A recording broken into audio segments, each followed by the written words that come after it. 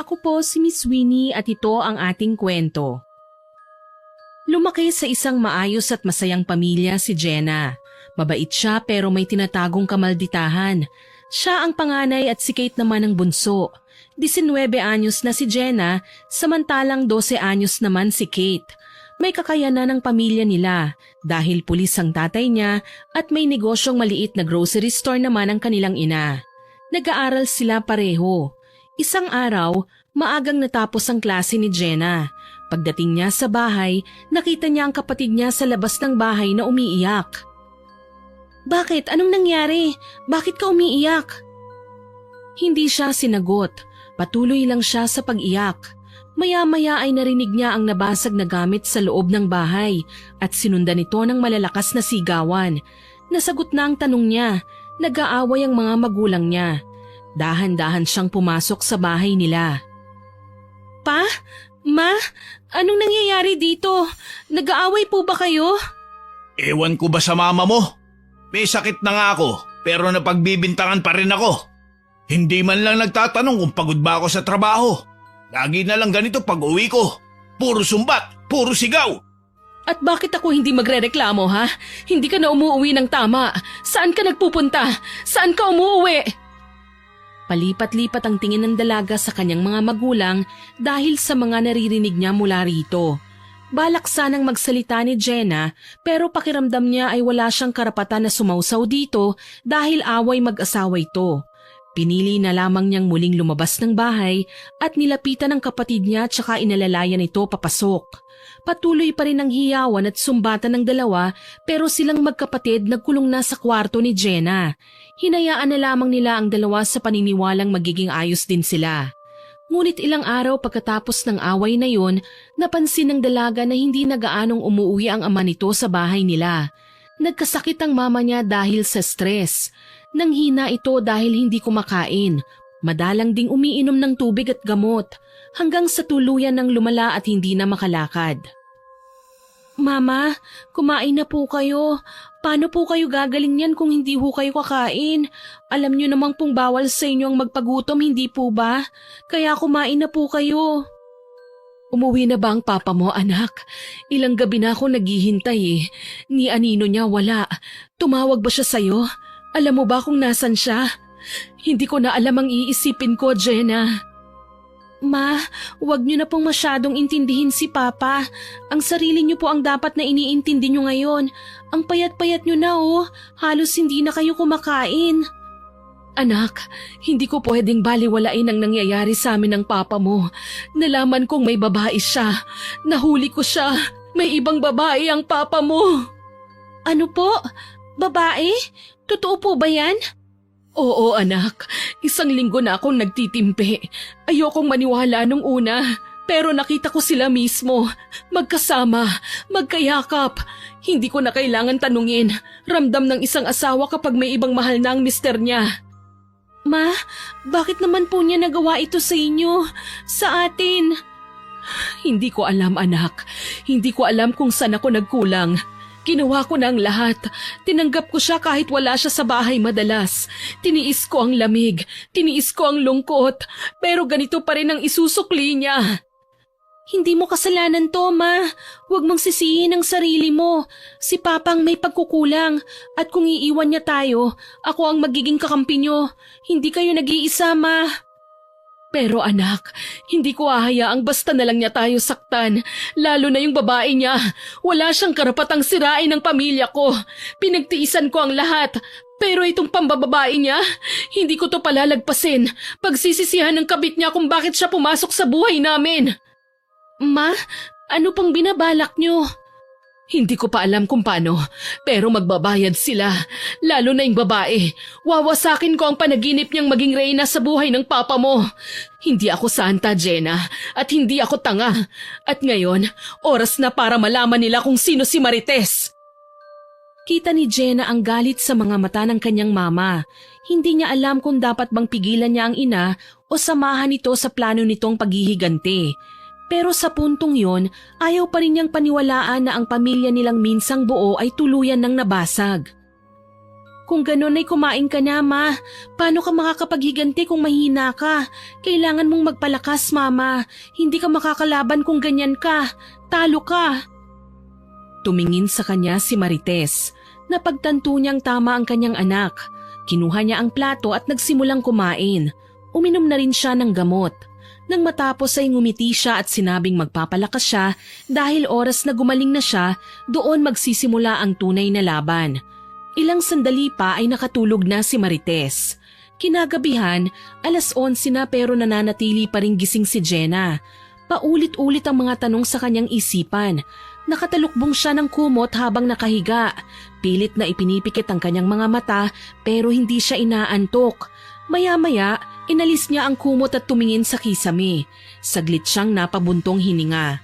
Pagkatapos ay ibinaling ang tingin sa may bintana, bukas yun dahil mas gusto niyang maramdaman ang preskong hangin mula sa labas kesa sa bentilador. Sa gilid ng kanyang mga mata, may nakita siyang isang figurang nakatayo sa may bintana. Hindi gumagalaw. Papa, ikaw na po ba yan? Walang sumagot. Nanatiling nakatalikod ang figura. Hindi niya maaninag ng husto dahil madilim sa labas. Tila isang anino lang na may hulma ng tao. Bumangon si Jenna mula sa kama at naupo. Naglakad siya palapit at habang lumalapit ay unti-unting lumilinaw sa kanya ang anyo ng taong nasa bintana. Napahinto siya sa kinatatayuan. Ma, kayo po pala yan? Anong ginagawa niyo dyan sa bintana ng kwarto ko? Okay na po ba kayo? Nakakatayo na kayo ah. Ngunit sa kabila ng mga tanong niya, hindi siya nilingon ng ina. Nakatayo lang ito, tahimik, walang imik, walang reaksyon. Napansin ni Jenna ang kakaibang lamig sa paligid. Lumingon siya saglit sa loob ng kwarto at nang ibalik ang tingin sa bintana, napalundag siya nang may biglang kamay na humawak sa kanyang balikat. Ate, sinong kausap mo dyan? Ay naku naman, Kate, bakit ka ba nang gugulat? Ha? Hindi naman kita ginugulat ah. Bakit ba kasi gising ka pa? Malalim ng gabi ah. Ano bang ginagawa mo rito sa kwarto ko? Nagising lang po ako kasi parang may naririnig akong bumubulong-bulong. Ikaw ba yun ate? Tsaka ano bang ginagawa mo? Tulala ka dyan sa may bintana. Si mama kasi. Ayan oh, Ha? Teka, nandito lang si mama kanina eh. Nasaan na yun? Okay ka lang ate, si mama kasi nandun sa kwarto niya eh. Siya yung una kong sinilip bago ako nagpunta dito. Tulog na tulog na. Teka lang, nandito si mama kanina, Kate. Nakita ko talaga siya. Nakatayo siya sa may bintana. Ate, baka naman guni-guni mo lang. Madilim pa sa labas. Baka anino lang yung nakita mo. Tsaka sabi ko nga nakita ko si mama. Nasa kama siya, tulog na tulog. Hindi, Kate. Iba ito. Hindi to basta anino lang. Parang totoo siya eh. Pero parang may mali. Hindi siya nagsasalita. Hindi man lang ako nilingon. Nakatayo lang siya ron na parang... wala namang tao dito ah. Nakakakilabot ka naman kausap ate. Baka naman pagod ka lang kaya ka nakakakita ng kung ano-ano. Ewan, siguro nga. Ang dami kasing iniisip eh. Si Papa, si Mama, yung babae niya, parang pakiramdam ko mababaliw na ako eh. Hindi ka nababaliw ate, siguro pagod lang talaga tayo. Ang bigat kasi ng mga nangyari sa bahay, hindi ba? Pasensya ka na, Kate ah. Ayokong madamay ka sa mga problema ng matatanda. Bata ka pa, dapat hindi mo pa ito iniintindi. Ate? Sige na, bumalik ka na sa kwarto, matulog ka na ha. Pasensya ka na, siguro nga kung ano-ano na lang ang iniisip ko. Sige ate, ikaw rin, magpahinga ka na ha. Huwag ka nang masyadong mag-isip, maayos din ang lahat. Kinaumagahan ay maagang gumising ang dalaga. Magbabayad siya ng kuryente sa araw na yon. Deadline na naman ang pagbabayad at siguradong mahaba na naman ang pilang aabutan niya. Pinilit niyang kumilos maski puyat siya at mabigat ang katawan niya. Ngunit hindi naman pwedeng ipagpaliban niya ang pagbabayad dahil mapuputulan sila ng kuryente. Pagdating niya sa bayaran, tulad ng kanyang inaasahan, mahaba na ang pila. Halos inabot siya ng 2 oras sa paghihintay. At nang matapos ay dumiretso pa siya ng grocery para mamili ng ilan nilang gamit. Ngunit sa di inaasahang pangyayari, hindi sinasadyang may nabangga siyang babae. Napatitig si Jenna at agad na humingi ng paumanhin. Pero tinarayan siya ng babae. Nagulat siya at napatitig sa mukha nito. Maganda ito. Makinis ang balat at maputi. Mapula ang labi at halatang maalaga sa sarili. Pero matapang ang kanyang muka. Halos magsalubong ang dalawang kilay dahil sa galit o inis sa kanya. Parang handang manapak anumang sandali. Nanatiling tahimik si Jenna, pilit na pinakakalma ang sarili. Hindi niya alam kung bakit tila may kuryente sa pagitan nila at hindi niya maipaliwanag kung bakit parang pamilyar ang mukha ng babaeng nakabangga. Anong ginagawa mo? Hindi mo ba nakita? Sumabog yung mga pinamili ko dahil sa katangahan mo. Pulutin mo nga yan. Oo. Sige, pasensya ka na talaga ha. Hindi ko naman sinasadya at saka hindi kasi kita kagad nakita eh. Hindi nakita? Bulag ka ba? Imposible namang hindi mo ako nakita. Nagpapalusot ka lang kamo. Teka, ba't ba ang taray mo? Nagsosorry na nga, hindi ba? Hindi ko nga sinasadya eh. Tsaka iilang piraso lang naman yung tumapon, nag-iinarte ka na. Kung tanga ako, tanga ka rin. Bakit hindi ka umilag? Ang kapal din ng mukha mo ah. Ikaw na nga tong nakabangga, ikaw pa tong may ganang magsungit. Aba, sa ugali mong yan halatang wala kang modo. Kung anong ganda mo, siya namang pangit ng asal mo. Hindi ko nga sinasadya, sinabi ko na nga 'di ba? At nagsorry na ako. Ano pa bang gusto mong gawin ko? Lumuhod? Magmakaawa? Aba, talagang bastos ka no? Ikaw na nga tong nakaagrabyado, ikaw pa tong matapang? Ay wow, ang laki ng kasalanan ko sa'yo ha? Nagsorry ako, hindi mo matanggap. Nauna kang nagsungit, hindi ba? Tapos ngayong pinatulan kita, parang ikaw na yung biktima. Eh di wow. Huwag mo akong subukan ha. Pasalamat ka at nagmamadali ako. Dahil kung hindi, makakatikim ka talaga sa akin. Talaga? Arte mo, feeling alta sa syudad. Che, dyan ka na nga. Akmang tatalikod na sana si Jenna pero bigla siyang hinawakan ng babae sa kanang braso at muling pinaharap. Matapang ang anyo nito, mahigpit ang pagkakakapit niya. Yabang mo ah! Hindi ka ba tinuruan ng ina mo ng respeto sa mas nakakatanda? Huwag mong isali ang mama ko rito, hindi mo siya kilala. Kung may problema ka sa pagkatao ko o sa ugali ko, ako ang harapin mo, hindi ang pamilya ko. Aba, mukhang nasa pool kita. Ayaw mong nadadamay ang mama mo, pero paano kung sabihin kong mas kilala ko siya kesa sayo? Anong ibig mong sabihin? Kilala mo si mama? Paano? Huwag kang mag-alala, sa tamang panahon malalaman mo rin. At pag nalaman mo, sana kayanin mo. Biglang tumalikod ang babae at lumakad palayo. Nakataas noo ito at parang isang reyna na nagwagi sa laban. Naiwan si Jenna na natitigilan. Parang may pumiga sa kanyang dibdib. Hindi lang dahil sa pangiinsulto at pagsusungit sa kanya ng babae, kung hindi sa huling sinabi nito tungkol sa kanyang ina. Paulit-ulit na naririnig niya ito. Hindi siya mapakali, hindi matahimik. Ilang linggo ang nakaraan, gabi noon, malamig at tahimik ang paligid. Kagagaling lang niya sa eskwelahan at napansin niyang bukas ang gate ng kanilang bahay. Paglapit niya, nakita niya ang ina na nakadungaw sa may bintana nila. Umiiyak. Nasa likod nito ang nakababata nitong kapatid na parang inaalo ang ina. Ma, anong nangyari? Hindi nakasagot si Marites. Sa halip ay itinuro nito ang direksyon ng sala.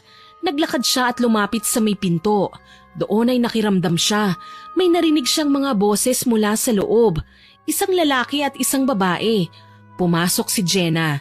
Doon niya nakita ang kanyang ama. At sa tabi nito nakita niya ang isang pamilyar na muka. Ang babaeng nabangga niya sa grocery store. May mga maleta ang mga ito. 3. Ang isa ay nakalagay sa ibabaw ng sofa nila. Anong ibig sabihin nito? Ano to, Papa? Ayun! Buti naman at dumating ka na. Pakilala na ako ha. Ako nga pala si Gloria. At simula sa gabing ito, dito na ako titira. Kasama ko ang papa mo. Ano? Ikaw yung kabit? Bakit ka nandito? Ano ka ba? Bingi ka ba? Ang sabi ko, dito na kami titira. Bobo ka talaga, no? Hindi totoo yung sinasabi niya, Jenna. Huwag ka maniwala sa kanya. Anong wag maniwala. Ano ka ba naman, Ronald? Hanggang ngayon ba naduduwag ka pa rin aminin kung anong meron sa atin? Pagkatapos ng lahat-lahat? Ano ba, panindigan mo na ito? Umamin ka na. Hindi ba sinabi mo sa akin na iiwan mo ang asawa mong walang kwenta para sa akin? Tumigil ka na, Gloria. Sinabi ko na sa'yo, di ba? Nag-usap na tayo kanina. Tatapusin na natin kung ano ang namamagitan sa ating dalawa. Mahal ko ang pamilya ko. Mahal ko ang mga anak ko. Bakit ka pa kasi sumama dito? Pumayag ba ako? Kung payag ako, hindi ako sasama dito. Hindi ko lulunukin ang pride ko para lang makasama ka at makasama yung pamilya mo. Lalo na yung asawa mong pangit. Hoy, magdahan-dahan ka sa pananalita mo ha? Hindi pangit ang mama ko. Wala ka sa kalingkingan ng ganda niya. Panlabas man o panloob. Kaya wag mong lalaitin si mama. Pa, ano ba itong kaguluhan na ito? Bakit mo dinala yan dito? Wala na ba talaga kayong kahihiyan? Hindi ko siya dinala dito. Hindi ako papayag na makipaghiwalay ka sa akin ng ganun-ganun na lang, Ronald. Never! Hoy, ikaw babae ka, lumayas ka rito, ha? Lumapit si Jenna at itinulak ang babae, ngunit hindi nagpatalo si Gloria. Huwag mo akong itinutulak-tulak! Hindi ikaw ang may-ari ng bahay na ito! Agad na bumuelta ito at tinulak pabalik si Jenna. Sumayad ang likod ng dalaga sa lamesa. Napasinghap siya sa sakit. Nasa pinto naman ang mag-inang si Marites at Kate. Agad na dinaluhan ng dalaginding ang kanyang kapatid. Ayos ka lang ba, ate? Ayos lang ako. Hindi ako papayag na bastusin ng babaeng yan ang bahay natin. Wala ka pala eh. Lampa. Akala mo kung sinong matapang. Hindi mo naman pala kaya. Jenna, papatulan talaga kita. Tumigil ka na, Gloria. Tama na to. Umalis ka na. Narinig mo yon? Umalis ka na raw. Hindi ka na kailangan ng papa ko. Napagsawaan ka na. Alis na! Hindi ako aalis dito. Umalis ako sa amin, iniwan ko ang lahat para sa'yo, Ronald. Pinangako mong ako ang pipiliin mo ah. Bakit ngayon parang basura na lang ako na tinatapon mo? Walang yaka? Eh basura ka naman talaga eh. At kung iniwan mo ang pamilya mo para sa papa ko, anong tingin mo sa sarili mo? Martir? Hindi, kabit ka lang. At wala kang lugar dito sa bahay namin. Tumahimik ka ah. Wala kang alam, Jenna. Walang kwenta yung mama nyo kaya sumama sa akin ng papa nyo. Ako ang naging kasama niya ng mga panahon na kailangan niya ng karamay. Manahimik ka. Wala kang karapatang magsalita ng ganyan dito sa pamamahay ko. Hindi ako isang perpektong asawa pero ikaw, kahit kailan hindi ka magiging perpekto dahil isa ka lang kabit. Manahimik ka. Hindi porket narinig mo na yung sinabi ni Ronald ay magtatapang-tapangan ka na. Anong pinagmamalaki mo, ha? Yang pagiging baldado mo? Yang pagiging losyang mo? Ipinagpalit ka na ng asawa mo. Ako na ang mahal niya at hindi ikaw. Kaya lang naman siya bumabalik sa'yo ngayon ay dahil maaaring maapektuhan ang trabaho niya bilang pulis. Kung hindi dahil doon, akala niyo ba? Babalikan pa niya kayo? Sige Ronald, sabihin mo ngayon sa kanila ang totoo. Gloria, tama na. Tapusin na natin to. Hindi! Nagpaalam ako sa'yo ng maayos. Hindi kita dinala rito. Sinundan mo ako. Nagkamali ka.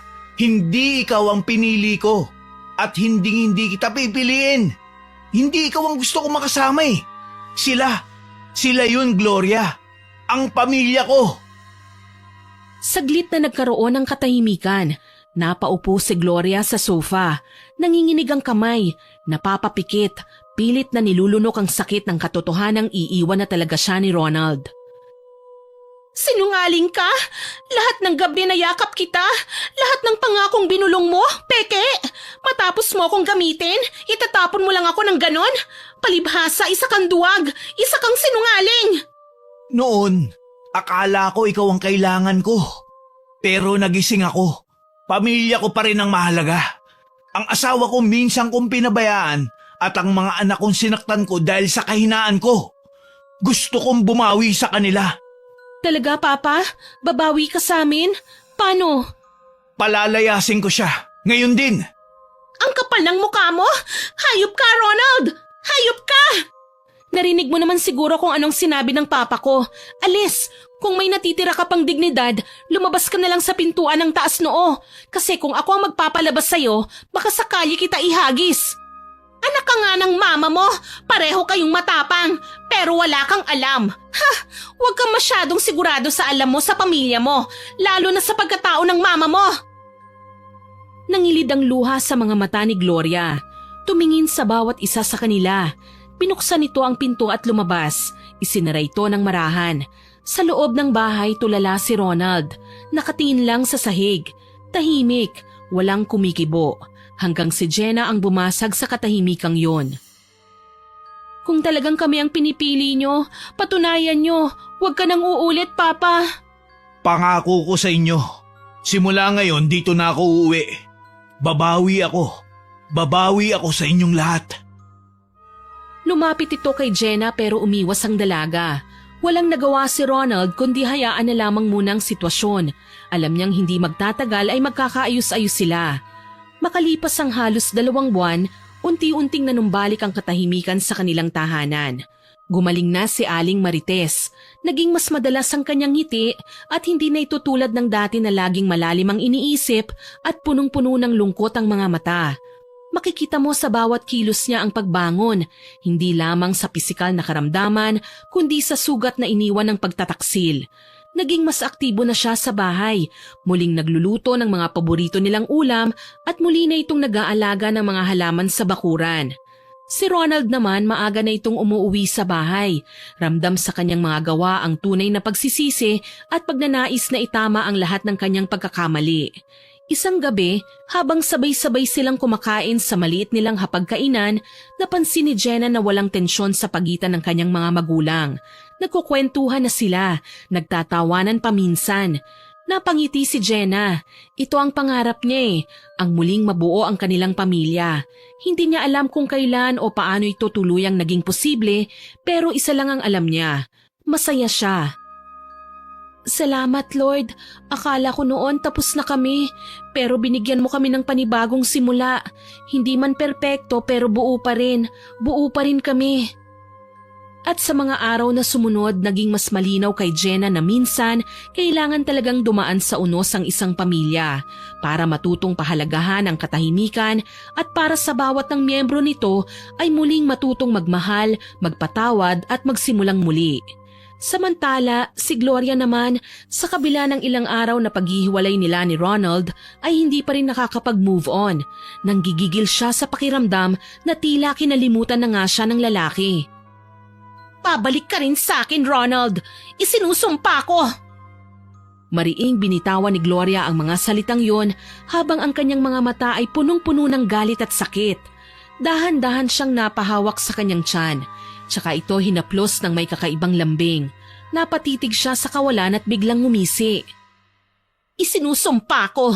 Babalik ka rin sa akin kapag nasa kabaong na lahat ng mga mahal mo. Lumabas siya sa bahay na parang walang nangyari. Sa araw na yun ay gagawin na niya ang matagal na niyang plano. Isang mapait na paghihiganti. Alam niyang hindi sapat ang pananakot o away. Ang kailangan niya ay ang siguradong parusa. Maya-maya, dumiretso si Gloria sa isang masukal na lugar sa labas ng bayan. Naroon ang isang maliit na barong-barong na yari sa pinagtagpi-tagping kahoy, yero at lumang trapal. Maya-maya ay bumukas ang pinto ng kubo. Lumabas ang isang matandang babae. Kuba, kulubot ang balat at mukhang masungit. Puti na at magulo ang kanyang buhok. Parang hindi kilala ang suklay. Namumula rin ang kanyang mga mata. Sino ka? Anong kailangan mo rito?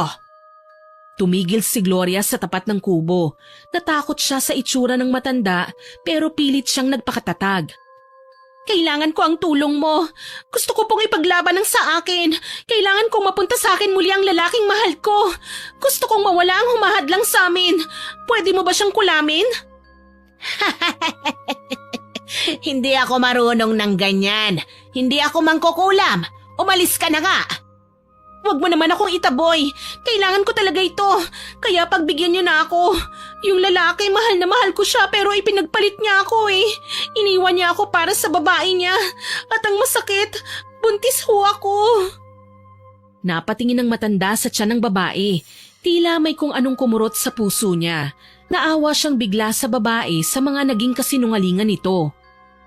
Pasensya na, miss. Pero hindi talaga ako mangkukulam eh. Huwag ka nang magkunwari. Maraming nakakakilala sa'yo na mangkukulam ka. Marami na rin ako napagtanungan. Kaya sige na ho. Sinabi ng hindi eh.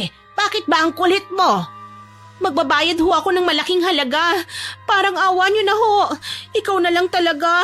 Ikaw na lang talaga ang makakatulong sa akin. Natahimik ang matandang babae nang marinig ang sinabi ni Gloria. Napatitig siya rito. Nag-iba na rin ang tono nito nang muli siyang magsalita. Hindi madali ang hinihiling mo. Hindi ito laro. Kapag pumatay ka gamit ng mahika, hindi lang kaluluwang nadadamay. Bawat patak ng dugo, may kabayarang balik sa'yo. Kahit ano pa yan, kakayanin ko.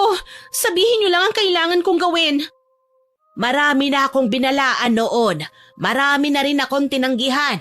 Pero lahat sila bumalik hindi para magpasalamat kundi para makiusap na bawiin ang sumpa dahil sa nakokonsensya na sila. Wala ho akong konsensya. Huwag ho kayong mag-alala. Ito po paunang bayad ko. Gamitin niyo ang perang yan para sa inyo. Basta gawin niyo lang ang hinihiling ko. Nanlaki ang mga mata ng matanda. Dahan-dahan niyang kinuha ang envelope na iniabot sa kanya ng babae. Binuksan niya ito at nakita niya ang makapal na tigli 500 piso. Tinatantsyang nasa mahigit 20,000 piso ang lahat ng yun. Hindi ko dapat na tinatanggap to pero sige na, pumasok ka. Walang alinlangan pumasok siya sa loob. Amoy insenso sa loob ng bahay. Amoy ito yung dahon na idinarang sa apoy at may kakaibang usok na sumasalubong sa kanya. May mga gamit ka bang dala? Kailangan ko ng mga bagay na pagmamayari nila.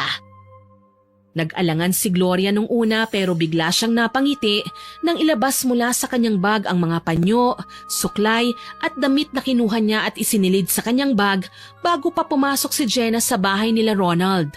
Pinakialaman niya ang gamit ng mga ito nang walang nakakapansin. Sige, akin na. Ibigay mo sa akin ang mga yan. Itinabi ng matanda ang mga gamit. Inilabas ang isang garapon ng itim na langis, isang kutsilyo at isang pulang manika na yari sa tela. Habang ginagawa yon, tahimik si Gloria. Pero sa loob-loob niya, tuwang-tuwa siya dahil sa wakas ay muli na niyang mababawi si Ronald. Paalala ko ulit sa'yo ha, pag nagsimula tayo wala nang bawian. Tumango si Gloria. Sige ho, kayo na ho ang bahala. Magbabantay ako sa kanila. Kapag nakita kong epektibo ang lahat ng mga ginagawa nyo, bibigyan pa kita ng pera. Akong bahala sa inyo. Nagkasundo sila. Hindi makatanggi ang matandang babae sa laki ng perang kikitain niya. Wala na siyang pakialam. Naisip niyang hindi naman niya kakilala ang mga taong pinakukulam ng babae. At isa pa, gusto rin niyang tulungan ito dahil galit siya sa mga lalaking nang iwan. Galit siya sa mga kabit. Lingid sa kanyang kaalaman ay mali siya ng akala, na mali siya ng tinutulungang babae. Wala siyang ideya sa malaking pagkakamali na yon. Walang mahalaga sa kanya kundi ang pera. Pagkaalis ni Gloria, nagsimula na siya sa kanyang ritual ng pangungulam. Nagsindi siya ng itim na kandila, gumawa ng apoy na parang nasa isang banga, at doon ay unti-unti niyang nilalagay ang mga damit ng kanyang kukulamin. Damit ng isang babae ang naroon. Inuna niyang ilagay sa apoy ang isang bestida, tsaka siya bumigkas ng isang orasyon. Pagkalagay niya ng bestida sa apoy, agad na kumapit ang apoy dito. Kumalat hanggang sa unti-unting nasunog. Umalingasaw ang nasusunog na tela. Hinaluan niya ito ng mga tuyong dahon at langis. Tahimik ang paligid bago niya sinimulan ng ritual, ngunit umalulong ang mga aso nang simulan niya ang pangungulam. Ang hangin sa loob ng bahay nito ay naging mas malamig. Nagsimulang gumalaw ang mga kurtina at laylayan ng damit ng matanda kahit nakasarado naman ang mga bintana. Sa kabila ng kakaibang pakiramdam na yon, hindi siya nagpatinag. Sanay na siya sa mga ganitong palatandaan eh. Para sa kanya, ito ay senyales ng pagtanggap ng nilalang na kanyang pinaglilingkuran. Unti-unti itong nilamon ng apoy. Ito ay biglang tumaas, halos abutin na ang kisame ng maliit niyang bahay. Ngunit hindi siya natakot. Nakapikit siyang tinanggap ang init, hawak niya sa kanyang 2 kamay ang tinatawag na batong kalikuan, isang sagradong gamit na nagpapalakas sa bisa ng orasyon. Maya-maya pa, humupa na ang apoy. Nang lumamig na ang banga, kinuha ng matanda ang natirang abo at isinilid sa isang maliit na pulang supot. Pagkatapos kinuha niya ang manika na yari sa tela. Itinusok ng matanda ang isang karayom sa kaliwang bahagi ng dibdib ng manika habang muling binibigkas ang huling bahagi ng kanyang panalangin. Samantala, habang masayang kumakain ng pamilya nila Jenna, bigla na lang sumigaw ang kanilang ina. Hawak nito ang kanyang dibdib. Halata sa kanyang muka na para itong nasasaktan. Nag-alala si Jenna nang mapansin ito. Mama, ayos ka lang ba? Anong nangyayari po sa inyo? Napasinghap si Marites. Nabitiwan na niya ang kanyang kutsara at tinidor. Tulala ito ni hindi pumipikit. Ilang sandali pa ay bigla siyang nanginig. Nanlaki ang mga mata ni Jenna at ni Ronald nang mapansin ang tila itim na likidong gumagapang sa mga ugat ng ginang. Napasandal na ito sa upuan, nangingisay. Mahal? Bakit? Uy, mahal, ano ba? Magsalita ka! Papa, anong nangyari? Bakit nagkakaganyan si Mama? Hindi kaya pinakulam na siya ng kabit niyo? Tumigil ka dyan, Jenna. Baka lang ito dahil sa sakit ng mama mo. Mabuti pa ay maghanda ka na ng mga gamit niya. Dadalhin natin siya sa ospital. Tatalikod na sana si Jenna pero bago pa niya magawa yun, nakita niya ang tila dahan-dahang pagbalot ng kulay itim na usok sa katawan ng kanyang ina. Isang usok na maitim, mabaho at masangsang, tila amoy ng sinusunog na goma o tela. Lumitaw ang mga paltos sa katawan ng nanay nila, parang nasusunog. Mama! Napahawak si Jenna sa kanyang ulo. Si Kate naman ay halos masuka lalo na nang makita niya ang mga uod na lumalabas mula sa mga paltos na yon. Si Ronald, gulat na gulat at hindi kagad nakakilos. Hanggang sa nagsuka na si Marites ng dugo at ang lahat ay biglang dumilim na sa paningin ni Marites. Mama! Agad na niyakap niya ang katawan ng ina. Hindi niya alintana ang mga uod at sugat nito. Wala siyang pakialam. Walang humpay ang kanyang hagulgol. Wala silang magawa. Masyadong naging mabilis ang mga pangyayari. Mabilis ding tila tinangay lang ng hangin ang buhay ng kanyang ina na kanina lang ay nakikipagtawanan pa sa kanila sa kwentuhan. Iyak nang iyak si Jenna. Nang mapansin niyang wala nang imik ang papa niya, dahan-dahan siyang tumayo. Masama ang tingin niya sa kanyang ama. Sinasabi ko sa inyo, kulam ito, Papa. Nakita mo, hindi ba? Nakita mo? Kasalanan mo ito eh. Walang ibang gagawa nito kundi yung kabit mo. Walang tugon mula kay Ronald. Para siyang nawala sa sarili. Tulala, walang imik. Parang isang kaluluwang ligaw sa gitna ng trahedya. Ngunit maya-maya pa'y lumapit siya sa malamig na bangkay ng kanyang asawa. Maingat niyang binuhat si Marites, niyakap ng mahigpit bago dahan-dahang inihiga sa sofa. Pinagmasdan niya ito ng matagal, tsaka siya kumuha ng kumot at marahang tinakpan ang katawan nito. Sa burol ng kanyang ina, si Jenna mismo ang naglagay ng isang itim na sisiw sa ibabaw ng kabaong. Isang tahimik na sumpa, hudyat ng puot at babala. Kailanman, hindi magiging masaya ang gumawa nito sa inyo, Mama. Pagsapit ng gabi, dumating si Gloria. Nakikiramay ako. Di ba't sinabi ko na sa'yo, kahit anong mangyari, wag ka na magpapakita sa akin. Lalo na sa pamilya ko. Anong klaseng kapal ng mukha meron ka at naglakas loob kang pumunta rito? Kinuyom ni Ronald ang kanyang kamao. Kinakabahan siya. Baka may makakita lalo na si Jenna.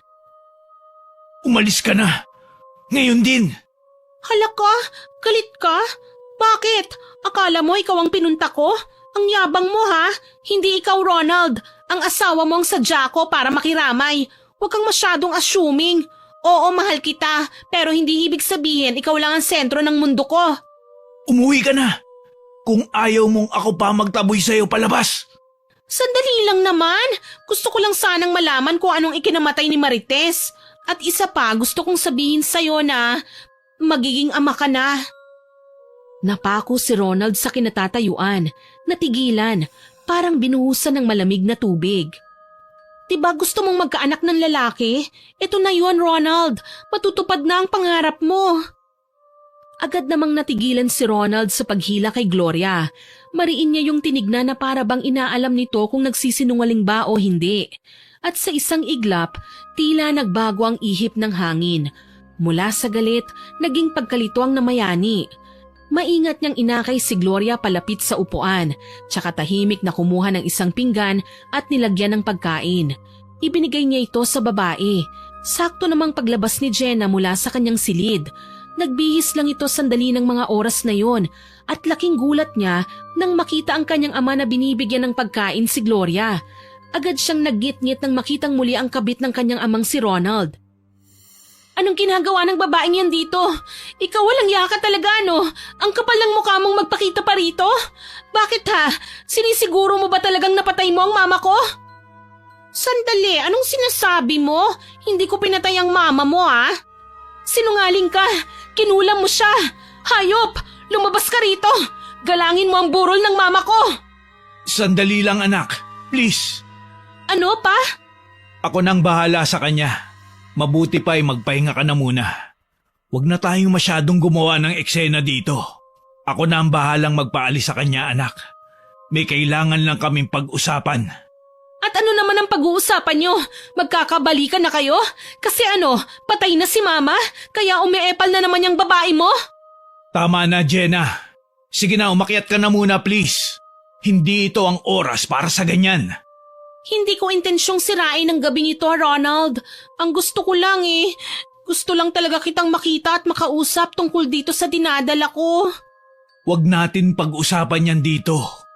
Dito tayo sa likod ng bahay. Nakakaya sa mga tao. Pumayag si Gloria. Pagdating nila sa likod ng bahay, agad niyang niyakap si Ronald ng mahigpit. Agad namang pilit na kumakalas ang lalaki. Ano ba, Gloria? Igalang mo naman ang asawa ko. Hindi mo ba ako na-miss? Hindi ito tungkol sa atin. Ayaw mo bang magkaroon ulit tayo ng isa pang second chance? Kaya nga ako nandito para ibalik lahat ng sa akin, sa atin. Tumigil ka na. May patay sa bahay na to at asawa ko yun, Gloria. Asawa mong iniwan mo rin minsan para sa akin. Mali ang nangyari noon at pinagsisisihan ko. Pinagsisihan mo o nakonsensya ka lang? Ronald, mahal kita. Hanggang ngayon mahal pa rin kita. Makinig ka naman sa akin, Ayokong lumaking walang ama ang anak ko. Wala kang asawa, wala nang hadlang sa ating dalawa. Hindi na ako kabit, Ronald. Kaya please, ayusin na natin to. May kinalaman ka ba sa pagkamatay ng asawa ko? Hindi ko pinatay ang asawa mo. Wala akong kinalaman sa nangyari sa kanya. Oo, siguro. Minsan pinapanalangin ko yung ganito na sana mamatay na siya pero hindi ko naman yung ginusto na magkatotoo. Maniwala ka naman sa akin, Ronald. Umalis ka na muna. Saka na tayo mag-usap matapos mailibing ang asawa ko. Please, wag ka na munang pumunta dito. Hintayin mo ko. Ako ang dadalaw sa'yo. Talaga? Sige, hihintayin kita ha. Aalis na ako. Isang mahigpit na yakap ang ginawa ni Gloria.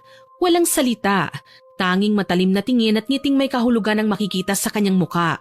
Pagkatapos nun ay marahan siyang naglakad palayo. Nanatiling nakatayo si Ronald.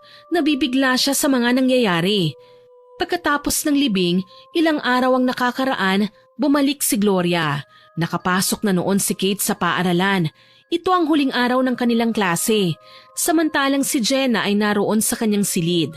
Nagmumukmok pa rin at hindi pa matanggap ang nangyari sa kanyang ina. Samantala, habang hawak ang larawan nito, may narinig siyang nag-uusap sa sala. Agad siyang lumabas ng kanyang kwarto at tinignan kung sino ang bagong dating. Agad na kumulo ang dugo niya nang makita si Gloria. Tinutulungan ito ng kanyang ama na magbuhat ng mga maleta papasok sa kanilang bahay. Anong ibig sabihin nito? Dito na ako titira, anak. Anong sabi mo? Huwag mo nga akong tawaging anak. Hindi kita ina. Alam ko, Jenna, pero mahal ko ang papa mo. Kaya lahat ng mga mahal niya, mahal ko na rin. Tumahimik ka. Ano to, papa? Hindi mo man lang ba paaabutin ng isang buwan bago mo iuwi ang kabit na yan dito? Hindi ba kayo nahihiya sa ginagawa nyo? Ilang araw palang buhat ng mailibing si mama. Baka hindi nyo alam, kayo na lang ang palaging nagiging usap-usapan dito sa baryo natin. Wala akong magagawa, anak. Dinadala niya ang anak ko. Hindi ko sila pwedeng pabayaan.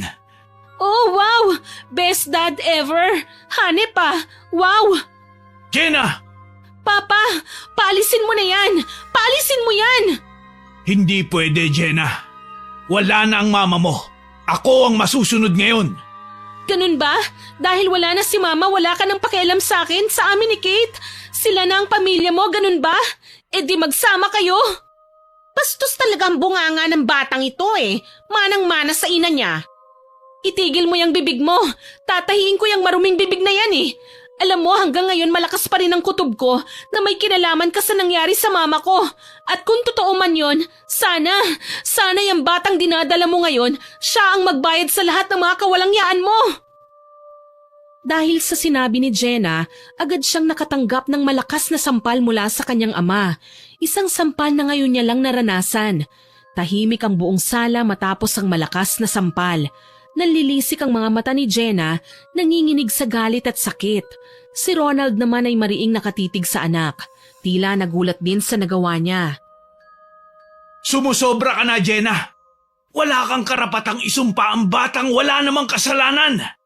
Wala rin naman kayong karapatang ipasok dito ang babae niyong kabet at ipilit sa amin na tanggapin siya. Lalo na si Kate. Wala pa nga kaming isang buwan na nagluluksa. Pero ikaw, mas pinili mong palitan kaagad si Mama. Agad na naglakad palayo si Jenna. Muling pumasok sa kanyang silid. Ilang oras siyang nanatili roon. Tsaka lang siya lumabas nang makaramdam ng uhaw. Kahit labag sa loob niyang makita ang babae ng kanyang ama, lumabas pa rin siya para kumuha ng tubig sa kusina. At nakita nga niya doon ang dalawa, masayang kumakain sa lamesa. Oh Jenna, kumain ka na ba? Kain ka na, sabay ka na sa amin ng papa mo. Ayoko nga, mamaya lagyan mo pa ng laso ng pagkain ko. Tsaka mabuti at nalulunok mo pa yung kinakain mo. Alam mo namang walang may gusto sa'yong nandito ka. Ikaw naman, nagmamalasakit lang ako sa'yo. Eh di kung ayaw mong kumain, eh di wag. Paalis na sana siya nang biglang magsalita ang ama na siya namang ikinatigil niya. Maupo ka na, kumain ka na rin. Sumabay ka na sa amin ng tita Gloria mo para isang hugasan na lang. Pakikuha mo na rin yung tubig saka yung vitamins ng tita mo. Talaga? Inuutusan niyo pa ako? Anak niyo ko, hindi kasambahay. At saka 'di ba sinabi ko na, ayokong kumain. Busog pa ako. Nakakabusog din pala ang puro kabalastugan dito sa bahay na ito. Jenna, ganyan ba ang itinuro namin sa'yo? Wala ka na bang respeto? Pati ako binabara mo na? Hindi kita pinalaking bastusin ng matatanda. Kung hindi mo matanggap ang mga tao dito, lumayas ka. Umuwi ka sa lola mo. Ayoko ng ganyang gulo sa bahay. Kung hindi ka marunong sumunod, mas mabuting umalis ka na lang. Hindi niyo na ako kailangan paalisin. Talagang balak ko nang umalis. Pero tandaan niyo, kalahati ng bahay na ito sa mama ko yon. Kaya kahit anong mangyari, babalik at babalik ako rito. Sisiguraduhin kong walang kahit isang gamit ni mama ang mapupunta sa babaeng yan. Umalis ang dalaga at nagtungo sa kanyang kwarto. Naiwan si Gloria na pailing-iling, halatang nasaktan sa mga binitiwang salita ni Jenna. Napansin ito ni Ronald kaya agad niya itong nilapitan at pinakalma. Habang yakap-yakap si Gloria, tahimik na nag-iisip si Ronald kung paano niya mapapalambot ang puso ng kanyang panganay. Paano niya maipararamdam kay Jenna na buo pa rin ang pamilya nila kahit may binubuong bago. Sana'y dumating ang araw na matanggap ni Jenna si Gloria at pati na rin ang magiging kapatid niya. Hindi ko alam kung ano ang pwede kong gawin upang mapalapit ang loob ko sa panganay mong anak. Nais ko pa naman sanang maging magkasundo kaming dalawa para naman kahit papaano pag nanganak ako siya ang gusto kong mag-alaga sa magiging anak natin. Hayaan mo at kakausapin ko siya ng mabuti. Sa ngayon ay hayaan na lang muna natin siya.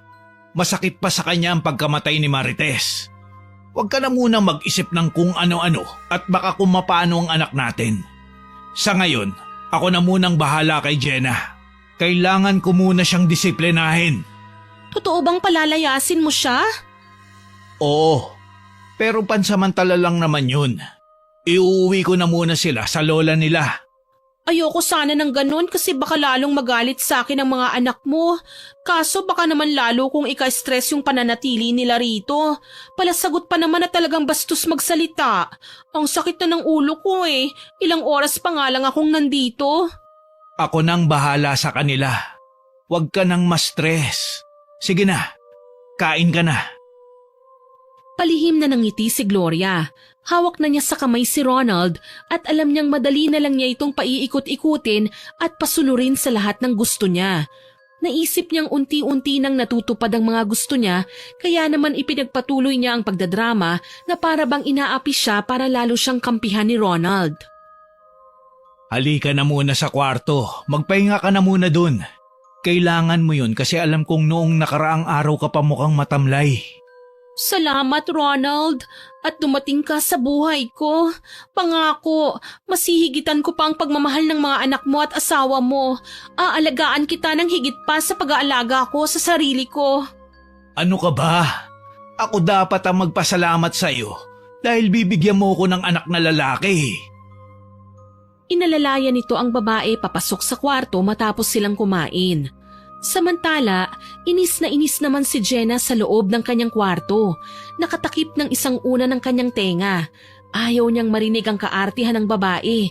Maya-maya, may biglang tila na hulog mula sa loob ng kanyang aparador. Nagulat si Jenna at kabadong lumingon sa gawi kung saan naroon ang mga lagayan niya ng damit. Naisip na lang ni Jenna na baka imahinasyon niya lang ang narinig. Ilang araw na kasi siyang kulang sa tulog kaya kung ano-ano na lang ang pumapasok sa isip niya. Hindi na niya namalayan na nakatulog na pala siya. Kinabukasan, pasado 9:00 na nang magising si Jenna. Agad siyang bumangon dahil ramdam na niya ang gutom. Kahit labag sa loob niyang lumabas ng kwarto, wala na rin siyang nagawa kundi ang kumain. Papasok siya sa kusina nang makasalubong niya si Gloria na nakangisi sa kanya na tila ba tuwang-tuwa ito na makitang namumutla siya sa gutom. Sabi ko naman sa'yo kumain ka. Ang tigas kasi ng ulo mo Pasalamat ka't nandito ang papa mo kagabi. Kung hindi, baka sinabunutan na kita sa inis ko sa ugali mong parang reyna kung umasta. Maldita! Ako ba ang kausap mo? Sino ka ba? Close ba tayo? Ano namang paki mo kung hindi ako lumamon? Nanay ba kita? At saka ang yabang mo Ako may karapatan akong umastang reyna dahil bahay to ng mga magulang ko. Ikaw, ano ka rito? Sabit? Nakikikabit? Sobrang hirap mo na ba at dito ka pa nakikisiksik? Dalawang malalakas na sampalang dumapo sa kanyang muka matapos niyang sabihin yon kay Gloria. Nagulat siya ng husto. Hindi niya inaasahan na gagawin yon sa kanya ng babaeng yon. Akala mo ba hindi kita papatulan? Wala ang papa mo ngayon. Pumasok sa trabaho niya. Kaya kong gawin ko ano ang gusto ko. Gusto ko lang ipaalala sa'yo Kayang-kaya kita. Hindi uubra sa akin yung kamalditahan mo. Kung maldita ka, demonyo ko. Naiintindihan mo ba? Oo, naiintindihan ko yon dahil hindi ako tanga. Kung away ang gusto mo, sige, ibibigay ko. Ipaglalaban ko ang katahimikan ng bahay na ito, Gloria. Mapapaalis ka rito. Sinusumpa ko yan. Biglang lalapit si Gloria kay Jenna at akmang sasampalin siya. Ngunit maagap si Jenna. Naitulak niya ito. Natumba si Gloria at napaupo sa sahig. Walang iya ka? Hindi ka na marunong rumespeto sa akin? Eksaktong bumukas ang pinto. Dumating ang kanilang ama. Napakunot ang noon nito nang makita ang eksena. Si Gloria nasa sahig. Si Jenna nakatayo, hingal at nanginginig sa galit. Ano to? Jenna! Anong ginawa mo sa asawa ko? Hindi makasagot si Jenna. Napaatras siya. Si Gloria naman ay agad na lumapit sa lalaki at nagsumbong habang kunwari umiiyak. Sinaktan niya ako, Han. Tinulak niya ako. Wala siyang respeto sa akin. Paulit-ulit na lang. Siyang nauna.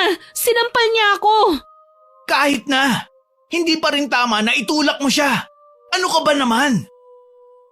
Titig na titig si Jenna sa kanyang ama. Sa loob-loob niya, tuluyan na ngang nagbago ito. Hindi na siya pinaniniwalaan kahit ano pang sabihin niya. Tahimik na lang siya at kinuyom ang kamao. Sa unang pagkakataon, naramdaman niyang mag-isa na siya sa sarili niyang tahanan. Ihanda nyo na ang mga gamit nyo ni Kate. Doon na muna kayo sa lola nyo. Magbakasyon kayo dun. Wala nang nagawa si Jenna kundi ang sumunod. Padabog siyang naglakad at ibinagsak ng malakas ang pinto ng kanyang kwarto. Tanghali na nang matapos siyang mag-empake. Ate, talaga bang hindi tayo mahal ni Papa? Palalayasin niya na tayo? Hindi sa ganon, Kate. Mahal tayo ni Papa. Pero ngayon, mas pipiliin ko nang lumayo muna tayo. Hindi natin kailangan araw-araw makipagbangayan sa taong walang respeto. Mas okay na rin to, kahit pansamantala lang. At least tahimik tayo. Pero ate, paano na yung school natin? Yung mga gamit natin dito? Don't worry, ako nang bahala doon. Makakabalik din tayo. Mabuti nga at sakto sa bakasyon natin hindi ba? Isipin mo na lang na bakasyon lang natin ito kay Lola. Tsaka panahon na rin para mabisita natin siya at masabi sa kanya kung anong nangyari kay Mama. Hindi natin siya nasabihan nung libing Kaya nga po ate, kawawa naman si Lola. O siya, sige na, mag-ready na tayo. Hayaan na muna natin si Papa habang wala pa siya sa sarili niya. Habang pinipili niyang pumanig sa ibang tao kaysa sa mga anak niya. Kailangan muna nating alagaan ang sarili natin. Sige ate, walang problema sa akin. Basta kasama kita, ayos lang yun. Lagi tayong magkakasama. Ikaw na lang ang meron ako, Kate. Hinding-hindi kita iiwan. Ilang oras din ang naging biyahe nila at tahimik lang si Jenna habang yakap-yakap ni Kate ang maliit niyang backpack. Kitang-kita sa mukha ng bunso ang pagod pero pilit niyang iniintindi ang sitwasyon. Pagdating nila sa bahay ng kanilang lola, sinalubong kagad sila nito nang makita sila. Bakas sa mukha nito ang pag-aalala. Mga apo, anong ginagawa niyo rito? Halika kayo, pasok. Naku, pasensya na ha. Hindi ako masyadong nakakalinis ng bahay Maraming kalat. Ayos lang po, Lola. Teka, kayo lang ba? Nasaan ang mama at papa niyo? Hindi sumagot si Jenna. Tsaka lang ito nagsalita nang nakapasok na sila sa bahay. Niyakap niya ang kanyang lola at tsaka humagulgol ng malakas. Lola, wala na po si Mama. Ano? Anong wala na? Patay na po siya. Sorry po, hindi namin naipaalam sa'yo. Hindi ko kasi alam kung paano, Lola Ano bang nangyari? Bakit siya namatay? Lumapit si Kate at niyakap din ng mahigpit ang kanyang lola. Pareho silang nagyakapan para pakalmahin ang isa't isa pero ang matanda halos manginig sa nalamang balita. Ang anak ko! Ang anak ko! Wala na! Bakit? Hindi ko man lang siya nahawakan bago siya nailibing. Nagulat din po kami, Lola. Ang bilis po ng mga pangyayari Kumakain lang po kami tapos… Iha, nasa ng papa mo? Gusto ko siyang tanungin kung bakit hindi man lang siya gumawa ng paraan para masabihan ako. Ano ko? Etsapuera na lang sa buhay ng anak ko? Karapatan kong malaman yun, mga apo. Bakit ipinagkait sa akin ng papa niyo? Hindi na po niya maiisip yon, Lola. Bising-busy nga siya sa pag-aasikaso ng kabit niya habang nakaburol si Mama. Ano? May kabit ang papa niyo? Kate, hindi mo dapat sinabi yan. Bakit ate? Yun naman talaga ang nakita ko noon Porket bata ako, hindi ako pwedeng magsalita. Lola, may kabit po si Papa. Kumuyom ang mga kamay ng matanda habang patuloy ang pagpatak ng kanyang mga luha. Umupo ito sa lumang silya na napayuko. Si Kate ay tumabi sa kanya. Pinunasan ng luha nito. Sorry po, Lola. Wala kang dapat na ihingi ng sorry, apo. Wala kang kasalanan. Masakit lang sa akin ang mga nalaman ko. Pero sana wag niyong sabihin sa akin na kaya namatay ang mama niyo dahil sa babae ni Ronald. May hinala kami na kinulam ng babaeng yun ng mama, Lola. Kinulam ang mama niyo? Nagsuka po kasi siya ng uod, tapos marami siyang sugat parang napaso. Anong klaseng babae bang nakuha ng papa niyo? Bakit niya ginawa yun sa mama niyo? Ang anak ko, ang mabait kong anak. Sana nalaman ko ito kagad. Sana nagawan ko man lang ng paraan. Nagawa ko sana na magdasal para sa kaligtasan niya. Sana na ipaglaban natin ang buhay niya. Patawad po, Lola. Natakot po kami. Nalilito kami sa mga nangyayari noon Apo, wala kang dapat na ikahiya o ipagsorry. Alam kong napakabigat ng dinadala niyo. Pero kung totoo ngang may ginawang masama ang babaeng yon, hindi siya makakaligtas. Hindi siya patatahimikin ng langit. Hindi ko hahayaan. Humanda siya sa akin. Lola, may dapat pa po kayong malaman. Ano pa, Apo? Yung babae, pinatira na po siya ni Papa sa bahay namin. Doon na po siya natutulog, sa kwarto nila ni Mama. Kaya po kami nandito, pinalayas po kami ni Papa eh. Anong sinabi mo? Pinatira niya sa bahay ang kabit niya, sa mismong bahay na itinayo ng anak ko. Hayop na Ronald na yan, hindi man lang iginalang ang alaala ng asawa niya at pinalayas pa kayo. Pinalayas niya ang sarili niyang mga anak. Opo. Tahimik si Jenna pero kita sa mukha niya ang matinding sakit. Lumapit si Lola kay Kate at marahang hinaplos ang buhok nito habang pinipigilan ng sariling paghikbi. Tama na ang pag-iyak, Apo. Habang nandito kayo sa poder ko, habang may lakas pa ang mga buto ko, hindi ko kayo pababayaan. Hindi ko hahayaang magdusa pa kayo. Salamat po, Lola. Ako rin po, ayoko na ron. Parang hindi ko nakilala si Papa. Parang ibang tao na po siya. Huwag kayong mag-alala. Sa ngayon, dumito na muna kayo. Ligtas kayo rito. At si Ronald, magigising din yan sa katotohanan.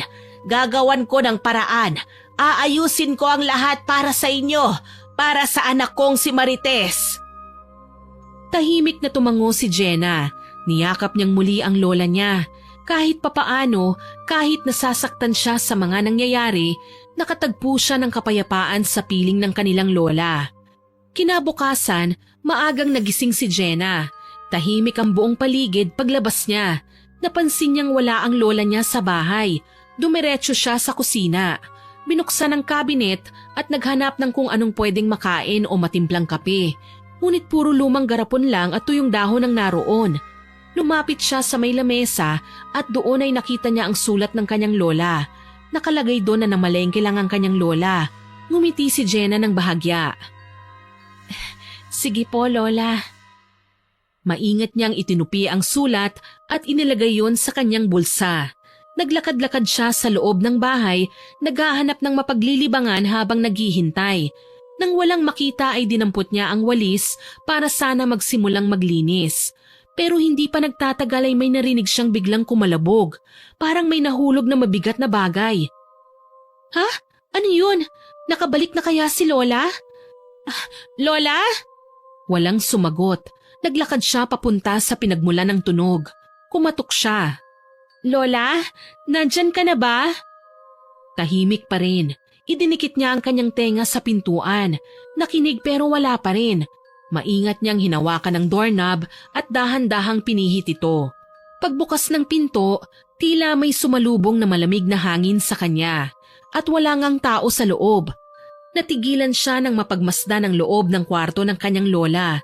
Sa isang sulok, may nakita siyang isang manikang gawa sa tela. Alam niya ang manika na yun, isang voodoo doll na ginagamit ng isang mangkukulam. Agad siyang kinilabutan nang makita ito. Sa ilalim nito ay may isang maliit na mesa. May mga nakapatong doong mga itim na kandila na ang iba ay halos maupos na. May mga bote na may mga lamang iba't ibang kulay ng likido. At sa gitna ng mga ito, nakita niya ang suklay niya at ang damit ni Kate. Lumapit siya at dinampot ang suklay. Tinignan niya itong mabuti. Hindi siya nagkakamali. Ito yung sa akin ah. Ito yung nawawala. Bakit nandito ito? Anong ginagawa mo rito? Bakit ka pumasok sa silid ko, Apo? Lola, sabihin niyo nga po sa akin ang totoo. Mangkukulam ba kayo? Ano? Bakit mo naman tinatanong yan? Siyempre hindi. Anong kalokohan niyang iniisip mo, Jenna? Pero Lola, nakita ko po ito. Jenna, huwag mong pakialaman yan. Hindi mo naiintindihan ang lahat. Luma na yung mga gamit na yan. Pamana pa ng mga ninuno natin. Pampaswerte lang yan sa bahay. Lola, wag na po tayong maglokohan. Sabihin niyo sa akin ang totoo. Mangkukulam ka ba? Tumahimik ang matanda. Ilang segundo rin siyang hindi nakapagsalita. Huminga siya ng malalim. Hindi ako masamang tao, Jenna. Hindi ko naman po sinasabing masama kayo eh.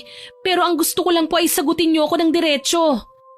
Oo, Jenna, mangkukulam ako, pero hindi yung iniisip mong nananakit ng tao ng walang dahilan. Kaya ba may balak kang kulamin kami? Kaya ba pinatay niyo si Mama? Ano? Anong sinasabi mo? Itong mga gamit na ito, paano po napunta sa inyo? Mga nawawalang gamit namin ito ni Kate, Lola. Hindi pa pwede. Imposible. Ano pong imposible?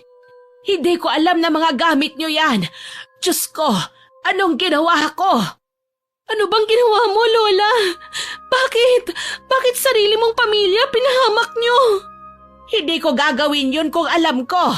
Akala ko kung kaninong gamit lang ito. Dahil sa realisasyon, biglang nanghina ang tuhod ng matanda. Napaupo siya sa sahig, laylay ang balikat at umiiyak. Gamit namin ito, Lola. Bakit kami? Bakit? Patawad, Apo. Hindi ko alam. Kayo po ba ang pumatay kay Mama? May kinalaman ba kayo ron? May nawawala siyang duster. Nandito rin ba yon? Nagamit ko na sa huling ritual na ginawa ko. Hindi ko alam. Hindi ko talaga alam na gamit niyo ang mga yan. Kung alam ko lang, hindi ko gagawin yon. Akala ko. Ano Lola? Sumagot ka. Ano bang naging kasalanan namin sa'yo na dapat naming pagbayaran ng mga buhay namin? Sandali lang, Apo. Makinig ka muna. Hindi ko sinasadya. May babae kasi. May babaeng nagpunta rito at humingi siya ng tulong sa akin. Dala ang mga gamit na yan. Sabi niya sa akin ay kailangan kong alisin ang mga hadlang sa kanya ng partner niya. Naawa ako. Akala ko naman ay siya yung ape. Kung ganon, siya pala yung kabit ng papa niyo. Hindi ko alam sa inyo. Di ba't kayo ang naging kausap niya? Nang kulam kayo nang hindi man lang kinikilala ng husto ang mga nagiging kliyente niyo at kung sino-sino yung mga pinakukulam niya? Galit ako sa mga babaeng mga agaw. Nakuha niya ang simpatsya ko, kaya tinulungan ko siya, pinagbigyan. Tinulungan mo si Gloria. Siya yung kabit ng papa ko.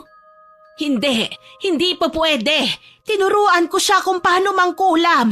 Binigyan ko siya ng aklat ng pangungulam. Baka gamitin niya yun sa inyo. Hindi pa pwede.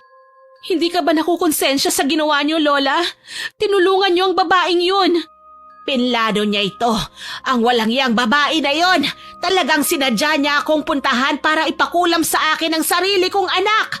Humanda siya. Gagantihan ko siya. Ipapalasap ko sa kanya kung anong sinapit ng anak ko. Hindi. Ako ang turuan niyo. Ako ang maghihigante para sa mama ko. Ano? Delikado, Apo. Hindi pwede. Ayaw niyo? Pero yung kabit ni Papa tinuruan niyo. Wala ba kayong konsensya, Lola? Apo, hindi ko akalaing ganito ang mangyayari. Akala ko talaga nakakaawa siya. Puno ng galit ang puso niya at hindi ko nakitang masama pala ang intensyon niya. Patawarin niyo ko. Kung gusto niyong mapatawad ko kayo, ituro niyo sa akin lahat ng alam niyo sa pangkukulam. Tulungan niyo kami. Hindi para sa inyo, para to sa amin ni Kate at para matapos ng lahat ng ito. Sige, Apo. Tutulungan ko kayo. Pero kailangan nating magmadali. Kapag dumating na ang susunod na pagbilog ng buwan, isa sa inyo ang maaari niyang isunod. Kasi matapos kong patayin ang una niyang pinakulam, ipinatigil niya ang susunod. Ang sabi niya, siya na raw ang bahala. Kung itutuloy niya ang pag-aaral ng itim na mahika, sigurado akong wala nang makakapigil sa kanya kundi isang sakripisyo. Anong sakripisyo? Buhay. Kapalit ng buhay. Nagkatitigan ng dalawa. Wala mang salitang binigkas, pareho nilang alam na wala nang atrasan. Madilim pa ay gumayak na si Jenna. Bago siya umalis ay nagpaalam siya ng maayos sa kanyang kapatid. Mahirap man ang sitwasyon nila, alam niyang ligtas ito sa piling ng kanilang lola. Sa kabila ng lahat ng nalaman niya tungkol sa pagkatao nito, buo pa rin ang tiwala niya na hindi sasaktan ng kanyang lola si Kate. Dahil alam niyang mahal na mahal sila nito. Pagkatapos, imbis na dumiretso pa uwi, tumungo muna siya sa sementeryo. Bitbit niya ang iilang piraso ng bulaklak na iaalay niya sa puntod ng kanyang ina. Tahimik ang paligid sa loob ng sementeryo. Ngunit ang katahimikang yon ay nabasag nang malapit na siya sa libingan ni Marites. May nakita siyang 2 taong naroon. Napatigil siya. Nakilala niya kagad ang kanyang papa at si Gloria, ang kabit na naging dahilan ng pagwasak ng kanilang pamilya. Mula sa kinatatayuan niya, narinig niyang tila nagtatalo ang dalawa. Agad siyang nagtago sa likod ng medyo mataas na nicho. Nakinig siya sa pinag-uusapan ng mga ito. Paminsan-minsan din siyang sumisilip. Dapat kasi hindi ka na sumama sa akin dito. Kung ganyan ka rin lang magsalita. Bakit ba? Ano ba kasing dahilan at dinadalaw mo pa yan dito? Patay na yan, no? Hindi na yan babalik sa'yo. Hanggang ngayon siya pa rin ba? Iniisip mo pa rin ba siya? Gloria, tumigil ka na nga. Respeto na lang. Nakita ni Jenna kung paano umikot-ikot si Gloria sa puntod. Nakataas ang kilay nito at umiirap-irap. Nang sandaling yon, nagsalita pa si Gloria. Mas malakas at mas garapal. Alam mo, Ronald, mabuti na lang at nawala na si Marites. At least, di ba, wala na talagang panggulo sa ating dalawa. Talagang inadya ng tadhana na mangyari ito dahil tayo talagang dalawang nakatadhana. Tsaka alam mo ba kung bakit ako sumama sa'yo dito? Kasi para paulit-ulit kong ma-realize na wala na talagang babalik para guluhin ang relasyon natin. Ano ka ba, Gloria? Kung ano-ano sinasabi mo, nababaliw ka na ba? Matagal na nagtimpi si Jenna sa likod ng nicho. Halos manigas siya sa galit. Ngunit sa kabila nun ay hindi siya lumabas. Naghintay pa siya ng ilang sandali. Maya-maya ay tumayo si Ronald at lumayo. May kinuha ito sa sasakyan. Marites, wala ka na. Inuuot ka na dyan sa kinalalagyan mo. Ako na ang nasa tabi ng asawa mo. Ako na ang kasama niya gabi-gabi. At alam mo kung anong masarap? Yung malaman kong nakikita mo ang mga anak mo na unti-unti nang nawawala sa buhay ng asawa mo. Pero wag ka mag-alala. Malapit mo na rin namang makasama ang isa mo pang anak eh. Isusunod ko na sa'yo si Kate. Tila tumigil ang mundo ni Jenna sa narinig. Nanlalamig ang kanyang mga kamay. Malinaw ang narinig niya. Si Kate ang isusunod nito. Hindi na siya nakatiis. Anong sabi mo? Anong isusunod mo si Kate? Anong gagawin mo sa kapatid ko? Oh, nandyan ka pala, Jenna. Kailan ka pa nakabalik? Ang bilis naman ng bakasyon mo. Wala kang pakialam, buwisit ka. Huwag mo akong simulan, ha? Hindi porket buntis ako ay hindi kita papatulan. Eh di patulan mo kung gusto mo. Mas gusto ko nga yun para mamatay ka na. Hayop ka. Ano? Apat wag mo akong ginaganyan, ha? Hindi mo alam kung anong kaya kong gawin. Kung hindi ka mananahimik dyan, pagsasabayin ko na kayong patayin ng kapatid mo. Ano? Gusto mo bang mapadali ang reunion nyo ng walang kwenta mong ina? Apat! Aray! Bitiwan mo ang buhok ko! Walang yaka! Ano ba?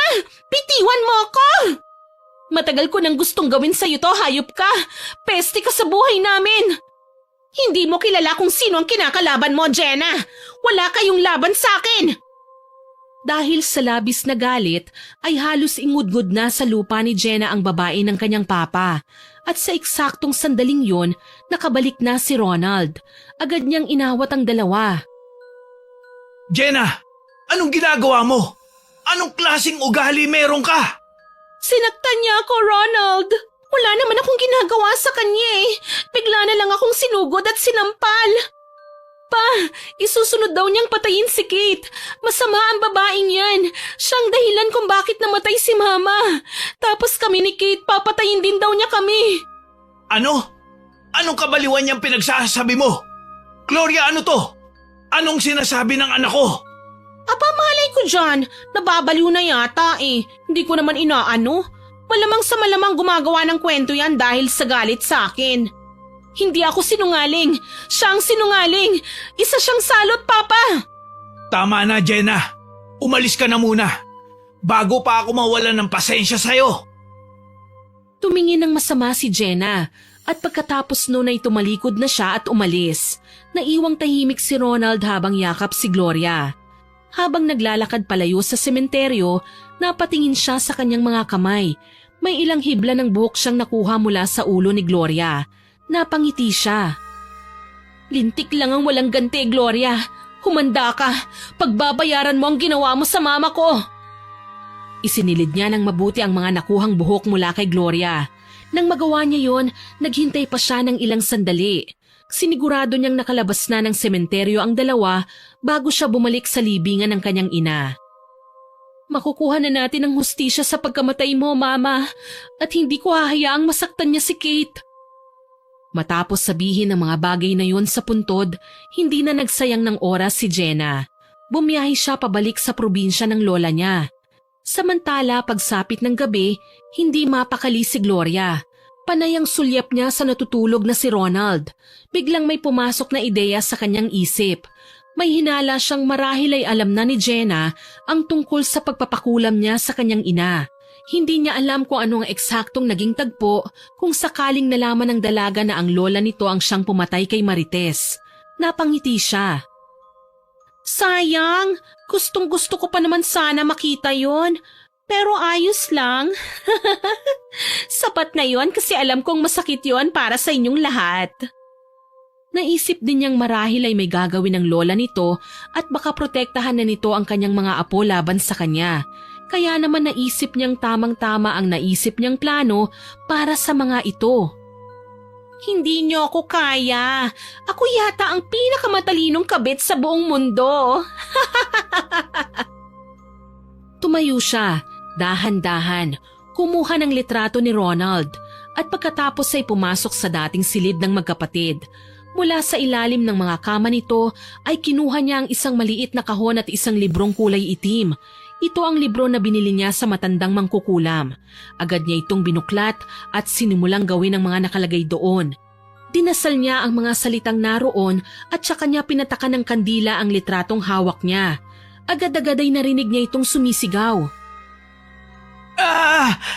Gloria! Tulungan mo ako! Aray ko! Dinig na dinig ni Gloria ang sigaw ng kanyang kinakasama, kaya't dali-dali siyang tumakbo papunta rito. Pagdating niya sa silid, nagkunwaring wala siyang alam sa nangyari. Animoy inosente sa lahat. O Diyos ko, Ronald! Anong nangyayari sa'yo? Bakit nagkaganyan ang balat mo na parang napaso? Ang init! Ano to? Alam mo, baka kinukulam ka. Kinukulam? Anong kinukulam? Para namang hindi mo alam na mangkukulam ang nanay ng dati mong asawa. Ano? Paano mo nalaman? Wala. Secret. Basta alam ko. Magaling ako eh.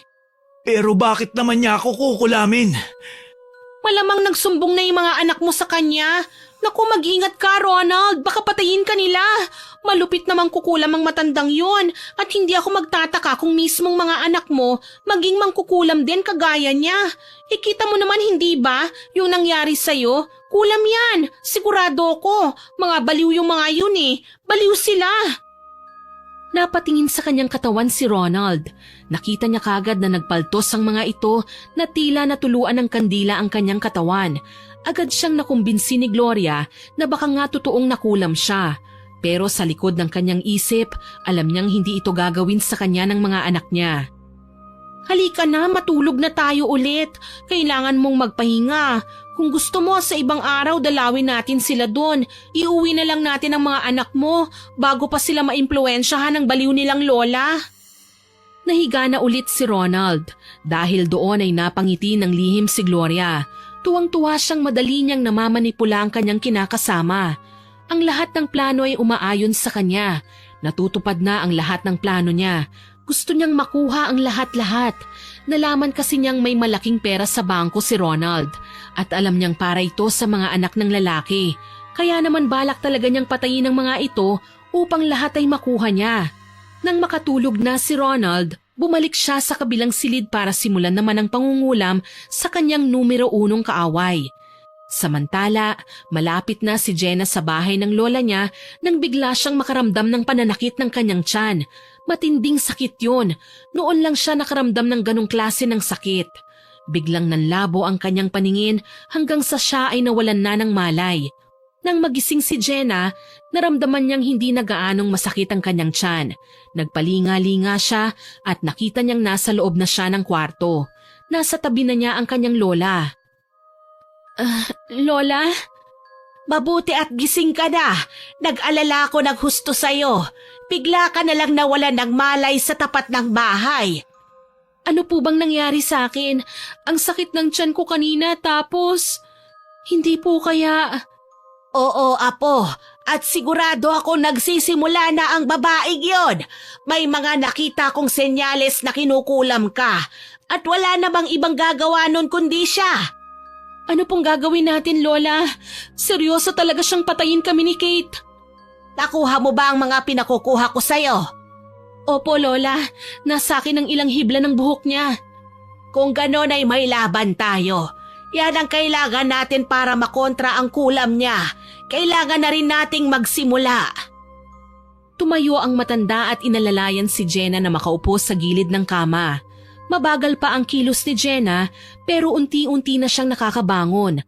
Kumuha ng baso ng tubig ang matanda at iniabot sa kanya. Uminom ka na muna habang naghahanda ako. Tumalikod ang matanda patungo sa aparador. Binuksan niya ito at mula sa loob ay inilabas niya ang isang kahon na kahoy na may ukit. Maingat niyang binuksan yun at isa-isang inilabas ang mga gamit para sa ritual.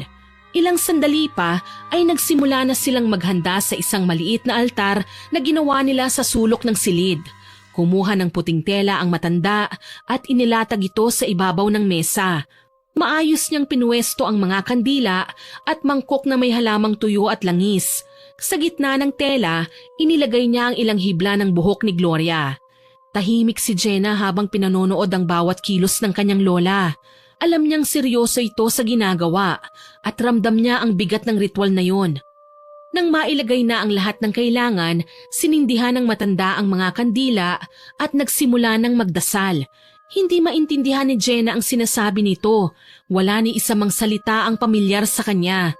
Basta narinig niya na lang na tila paulit-ulit na pagbigkas ng mga kataga habang dahan-dahang ginagalaw ng matanda ang kamay sa ibabaw ng apoy ng kandila. Hinawakan ng matanda ang buhok ni Gloria gamit ang sipit na kahoy, tsaka niya ito inilapit sa usok ng isang halamang sinindihan. Muli siyang nagsalita ng mga hindi maintindihang salita. Ramdam ni Jenna ang pagbigat ng hangin sa paligid. Bumilis ang tibok ng kanyang puso habang pinagmamasdan ang ginagawa ng matanda. Ilagay mo ang mga kamay mo rito, Apo. Itinuro nito ang mangkok na may langis. Sumunod si Jenna. Mainit yon pero tiniis niya. Pagkatapos, hinawakan ng matanda ang kamay niya at itinuro kung saan ilalagay ang marka sa puting tela. Simula ngayon, hindi na makakapanakit sa'yo si Gloria. Ang sumpa sa kanya, lahat ng gagawin niya sa inyong dalawa ni Kate, lahat ay babalik sa kanya. Ligtas na po ba kami ni Kate, Lola? Ligtas na kayo sa kulam pero sa kasamaan ng babae na yon malamang ay hindi pa. Baka hindi siya kaagad sumuko. Kung ganun, ano po ang dapat naming gawin? Ang kailangan niyo ay umiwas muna sa kanya. Huwag kayong maghihiwalay na dalawa. Sige po, Lola. Salamat po. Kung wala kayo... Alam kong walang kapatawaran ang ginawa ko sa mama ninyo. Pero nakahanda akong pagbayaran ng lahat ng iyon, Apo. Pero hindi pa sa ngayon kasi kailangan ko kayong protektahan sa isang demonyong minsan kong kinampihan. Matapos ang ritual, pinatay na ng matanda ang kandila. Maingat niyang ibinalik ang mga gamit sa kahon at sinarado ito ng maigi. Si Kate po pala, nasaan, Lola? Nasa kwarto ko. Doon siya natulog. Huwag kang mag-alala sa kanya. Maayos siya, Apo. Nakahinga ng maluwag si Jenna. Parang may malaking tinik sa kanyang dibdib ang unti-unting nawala. Dahan-dahan siyang tumayo at lumapit sa matanda at niyakap ito. Sa kabila ng lahat ay naramdaman niya ang sinseridad sa boses ng matanda. Napatawad niya na ito. Alam niyang hindi magagawa ng lola niya ang bagay na yon kung hindi lang ito niloko ni Gloria. Nang matapos ay naglakad siya papunta sa kabilang silid. Nakita niya si Kate na mahimbing na natutulog. May manipis na kumot sa ibabaw nito at walang kamalay-malay sa nangyayaring gera sa kanilang pamilya. Napaupo si Jenna sa gilid ng higaan at hinaplos ang buhok ng kapatid. Hindi kita pababayaan, Kate. Kahit ano pang mangyari, hindi ko hahayaang mapahamak ka. Lumipas ang magdamag. Kinabukasan maaga silang nagising ng matanda. Nakahanda na ang kanilang agahan at amoy na ng dalaga ang aroma ng kape at sinangag sa buong bahay. Tahimik silang kumain. Nang bandang tanghali, tinawag niya si Jenna at nagpasama itong sunugin na ang kanyang mga gamit sa pangungulam. Pero bakit po, Lola? Dahil yon ang dapat, iha. Hindi ko na kailangan ng mga bagay na ito. Kailangan ko ng tuluyang kalimutan dahil hindi ko mapapatawad ang sarili ko kung isa pa sa inyo ang masaktan ko. Tama ang mama mo. Nung tinanggihan niya ang alok ko noon sa kanya na ipasa sa kanya ang mga kaalaman ko, sana noon ay itinigil ko na ito.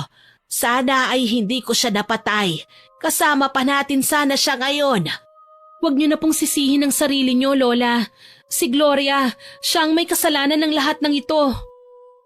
Tumango ang matanda. Magkasama nilang pinanood ang unti-unting paglamon ng apoy sa kanyang mga gamit.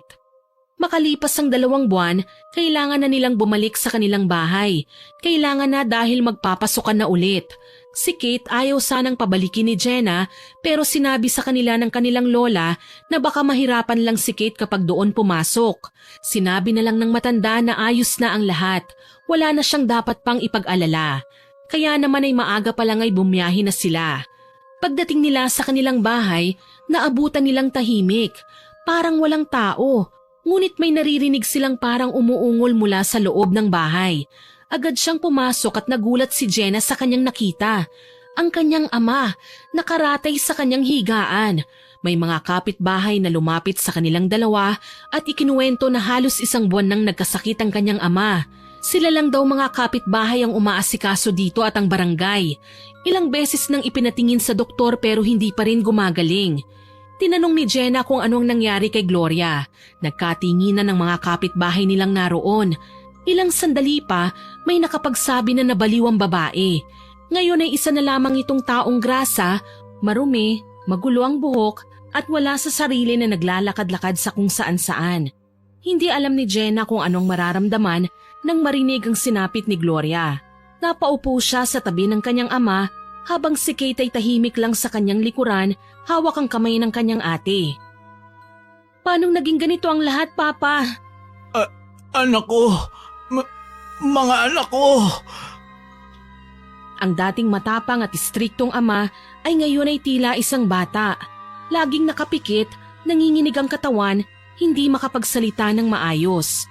Ayon sa barangay, ilang araw bago ito magkasakit, nagsisisigaw daw ito sa kalsada, humihingi ng tawad at nagsusumamo sa kung sino man ang animoy hindi nila nakikita. Mula noon ay unti-unting nanghina hanggang tuluyang hindi na makatayo. Anak, Pa, anong nangyari? natuklasan kong hindi siya buntis. Niloloko lang niya ako. Po? Tama ang narinig mo. Sinungaling ang babaeng yun. Tapos nakita ko kung anong ginagawa niya. Kinukulam niya kayo ni Kate.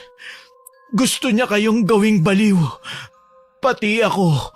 Ako anak, hindi niya ako pinatawad. Kinulam niya ako. Hindi na ako makalaban anak. Ginawa niya akong ganito. Mahina. Walang silbi. Hindi ko man lang kayo nagawang protektahan. Tapos, muntik ko pa kayong sisihin sa lahat ng nangyari sa akin. Muntik akong maniwala na kayo ang kumukulam sa akin. Iyon pala, siya ang walang niyang babaeng yun. Pa? Anak, ang tanging meron ako ay ang pagsisisi. Tama na po. Huwag po kayong umiyak. Si Lola, pinrotektahan niya kami laban kay Gloria. Lahat ng gagawin niya sa amin ay babalik po sa kanya. Deserve niya kung anong nangyayari sa kanya ngayon, Papa. Pero ikaw hindi mo yan deserve. Niloko ka rin niya. Oo, may pagkakamali ka pero... Patawarin mo ko. Patawarin niyo ako, mga anak ko. Matagal ko na po kayong pinatawad. Hindi ko man maintindihan ang lahat ng ginawa niyo noon, pero ayokong mabuhay na may galit sa puso ko. Salamat, anak. Ilang araw ang lumipas, nagpasya si Jenna na ipatingin sa isang albularyo ang kanyang ama. Nakumpirma nilang kinulam nga ito. Sa tulong ng orasyon at pagpapainom ng halamang gamot, unti-unti siyang gumaling. Makalipas ang ilang buwan, tuluyang nanumbalik ang lakas ni Ronald. Kasabay ng kanyang paggaling, pinili niyang ituon ang panahon sa kanyang dalawang anak. Pinaramdam niya kina Jenna at Kate ang pagmamahal na minsan niyang nakaligtaang ibigay sa kanila. Isang maaliwalas na hapon, magkakasama nilang binisita ang puntod ni Marites. Nakatayo si Jenna at taimtim na nagdarasal habang hawak ang kamay ni Kate. Sa kanyang likod nakatayo si Ronald na may dalang puting mga bulaklak. Ma, masaya ka ba ngayon? Buo na kami ulit ni Papa. Ma, sorry ha. Ngayon lang kami ulit nakadalaw sa'yo. Mama, miss na po namin kayo. Inilapag ni Ronald ang mga bulaklak sa puntod at saglit na yumuko. Humingi siya ng tawad sa kanyang asawa. Pag-alis nila sa sementeryo, tahimik lamang sina Jenna, Kate at Ronald habang naglalakad papunta sa kanilang sasakyan. Pare-pareho silang tila ninanamnam ang katahimikan ng paligid. Bawat isa'y abala sa kanya-kanyang iniisip. Pagdating nila sa kalsada kung saan nakapark ang sasakyan, biglang napatigil si Jenna. Napako ang tingin niya sa isang figura sa gilid ng daan. Si Gloria. Madungis ang katawan nito, gusot ang damit, putik-putik ang laylayan at tila ilang araw nang hindi naliligo. Gusot ang buhok nitong magulo at may nakasabit pang mga tuyong dahon. Nakatitig ito sa kawalan habang tumatawa ng malakas. Minsan ay napapahawak ito sa hangin, tila may kinakausap na hindi nakikita. Tahimik lang si Ronald. Mahigpit ang pagkakahawak niya sa kamay ng kanyang mga anak. Hindi na sila nagsalita. Walang bumati, walang lumapit. Nilampasan lang nila ito. Nang makasakay na sila sa kanilang sasakyan, muling narinig nila ang tawa ni Gloria. Isang halakhak na puno ng kabaliwan at kawalan. Saglit silang natigilan, ngunit hindi na silang nag-abala pang tignan ito. At sa pagsara ng pinto ng sasakyan, tuluyan na rin nilang isinara ang isang madilim na kabanata sa kanilang buhay. Habang unti-unting umaandar ang sasakyan palayo sa sementeryo, kasabay nitong naiwan ang lahat ng sakit, takot at alaala ng nakaraan. Sa kanilang mga puso, dala nila ang bagong pag-asa, lakas ng loob at pagmamahalan bilang isang pamilya. Ang madilim na bahagi ng kanilang buhay ay nagsilbing paalala na sa kabila ng lahat, may liwanag pa ring naghihintay sa dulo. Sana po ay nagustuhan niyo ang aking ibinahaging kwento. Pero bago ko po tapusin ito, oras na para i-shoutout ang mga masusugid nating listeners. Shoutout po sa mag-asawa nating listeners na sina Tina at Alan Dekit, sa couple nating sina Barbeline at Ryan, pati sa mga anak nilang sina Vince at Catriona, kay Miss Merly Fatalia, Mary Jane Lozano from Malabon, kay Ma'am Lisa Comia, Ma'am Romilyn Mahilom, sa Lee Channel at Kalampanog Vlog, kay Miss Sofia Moralio, kay Rems Remedy, kay Shagala Mary, kay Miss Tricia Pinlac, Sir Joseph Tawasil, kay Ma'am Jessa Jacob from France, kay Ma'am Senaida Desa, kay Ma'am Marlene Andrada na nag-comment po sa Martir na Asawa Upload. Ang sabi po niya, nakakagigil daw po ang mag-ina sa kwento. Ang sarap lasunin. Nako ma, madadala ka talaga sa emosyon at galit kapag ganyan ang ugali ng biyenan at asawa mo. Salamat po sa komentong ito. Shoutout din po kina Lani at Jaysher Gatuteo, kay Grace Kinar from Abu Dhabi, kay Ma'am Senaida Hubert from Texas, kay Ma'am Rizalina Angeles na loyal listener po natin, at hindi raw po pwedeng hindi siya makinig sa mga kwento natin bago matulog. Salamat po ma'am.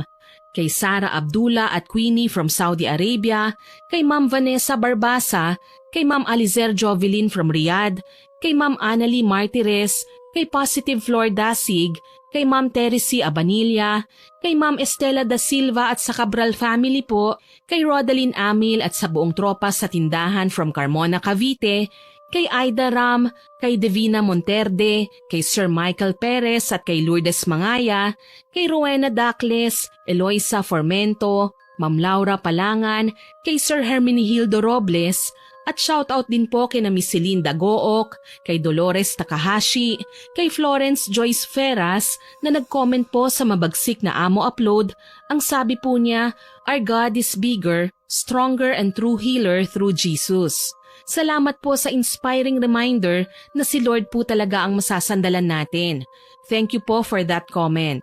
At sa mga regular listeners po natin na sina Ma'am Girlie Satur, Ma'am Mea Espiritu, kay Ma'am Rubilin Eneria at sa Eneria Family, kay Jenilyn Mix Vlog, kay Ma'am Beth Mercado, kay Ma'am Basanta Mila, Rasonyaw, Kimberly Espanola, kay Normski25, Sigbinan sa Sweden, kay Ma'am Lydia Lopez at kay Ma'am Mel Santarita.